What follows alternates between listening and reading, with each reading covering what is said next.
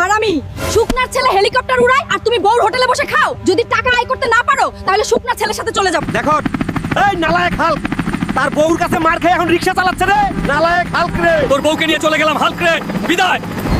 এই শুকনার ছেলের জন্য আমার বউ আমাকে ছেড়ে গেল। শুকনা, তোর বাড়িতে আমি ইউএফও নামাবো। স্যার আমি ওই হেলিকপ্টারটা নিব। আর এর দাম কত? আরে গরিবের বাচ্চা, তোকে তো দেখে মনে হয় কোনো ল্যাট্রিন থেকে উঠে এসেছিস আর হেলিকপ্টার কিনতে আসছে। যা বের হই শোরুম থেকে। আরে শোরুমের চামচা, শুনে রাখ, তোকে আর এই হেলিকপ্টার সব কিনে নিয়ে যাব। যা যা ভাগ। ম্যানেজারকে তো বড় গলায় বলে আসলাম শোরুম কিনে নিব, এখন ইউএফ4 কিনার এত টাকা কোথায় পাবো? তোমরা একটা লাইক করে দাও।